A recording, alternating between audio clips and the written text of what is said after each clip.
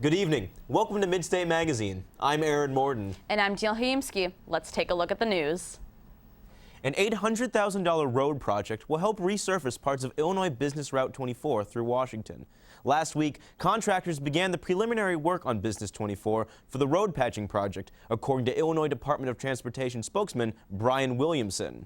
Included in the project is patching of Illinois Route 29 from Fisher Road to Creve Coeur in Camp Street in East Peoria. Once the Illinois Route 29 patching is complete, the crews will begin patching Illinois Business Route 24 in Washington from Zinser Place to Cummings Lane. Governor Pat Quinn announced last week that more than $17 million went to road construction projects in Champaign, DeWitt, McLean, Peoria, Piatt, and Tazewell counties. Natural disasters have caused more construction in central Illinois. Nikki Garabant has more on that subject in Washington. On November 17th, an FA14 tornado tore through the town of Washington, Illinois, and afterwards, this house was barely left standing. But that didn't stop homeowner Carrie Cronky or the rest of the Washington community from overcoming this disaster and rebuilding their hometown. We just knew that we were going to rebuild, and in fact, in the area that we live, everybody's rebuilding. We never considered not rebuilding, and I think that's a really cool thing about Washington. It's very much of a community.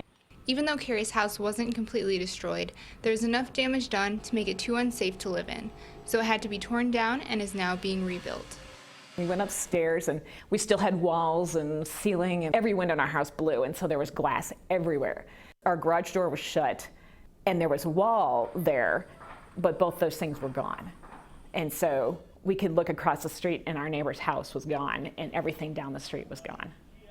I think everybody's just excited to rebuild, and in Washington we really know our neighbors, and everybody, you know, they're helping out, and there's lots of organizations that have done things. Restaurants have donated food, and so it's really drawn Washington together as a community. It's really been amazing.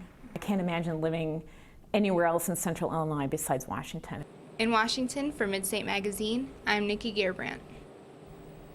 The political battles are heating up ahead of the November election. This past Wednesday, Governor Quinn came to Peoria to discuss minimum wage. The state's current minimum wage is $8.25 an hour. That's $1 more than the federal minimum. Locally, he stopped at the McDonald's on Main Street in Peoria. It is the same location that workers joined others around the world in May, striking for higher pay. Habitat for Humanity of Greater Peoria has celebrated another big milestone. Bianca Sassman and her 5 children started to build their new home in East Peoria Saturday. A wall-raising ceremony was held this morning. This is the 104th home to be built by Habitat for Humanity of Greater Peoria.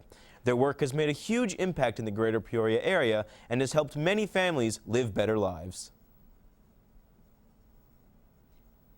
Doctors are warning a respiratory illness that has already sickened more than 1,000 children in 10 states is likely to become a nationwide problem. Enteroviruses bring on symptoms like a very intense cold and are very common. But experts say the unusual thing with this strain is that so many children have been hospitalized with symptoms that include difficulty in breathing. Now let's go to sports with Katrina. Thanks, Danielle. Ray Rice was let go on Monday by the Ravens after a video of him hitting his then-fiancée in an elevator was released by TMZ Sports. The video shows both Rice and Janie Palmer hit each other before Rice knocks her off her feet and into a railing. The NFL has suspended Rice indefinitely. The NFL has adopted a new domestic violence policy, which includes a 6-game suspension for the first offense and indefinite suspension for second offenses. On Monday the 1st, the Chiefs ended their second season by beating the Kane County Cougars 6-5 in a thrilling 12-inning game. Vaughn Bryan scored the game-winning run in the bottom of the 12th inning on a wild pitch. Shortstop Richie Pedroza had a huge game of the season with 4 hits and narrowly missed hitting for a cycle when he got thrown out at third base. He also hit his first professional home run for the Chiefs. Chiefs outfielder Luis Perez also added 4 hits to the Chiefs' cause.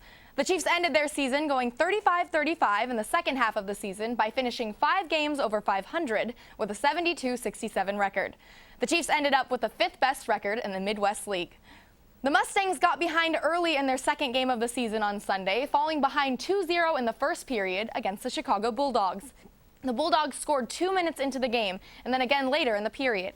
Neither team scored again until Marshall Jevers scored early in the third period to cut the deficit to 2-1. Chance Holmgren tied the game with 5 minutes left. Both teams went scoreless in the overtime period, sending it to a shootout. Nathan Vibreg scored the game-winning goal shootout to even the Mustangs' record at 1-1. The Mustangs' next game is Saturday the 13th against LA Cross Freeze. That's all for sports. Back to you, Danielle. Thanks, Katrina. One of the original Soviet dog spacesuits is up for bidding this month. The full-body suit will go up for auction on September 13th. It is expected to sell up to $100,000. It is believed to be one of the suits used on the Korobi Sputnik 2 mission in 1960. Bielka and Strelka were the two dogs who went on this mission into space and the first to return to Earth successfully. Hey, Americans had dogs, Americans had monkeys, Russians had dogs, but to each their own. Well, that wraps up Midstate for the week. I'm Katrina Baumgartner. I'm Aaron Morden. And I'm Dale Hayimski. Have a great night and be sure to join us next week. Oh, well, damn. I messed that up.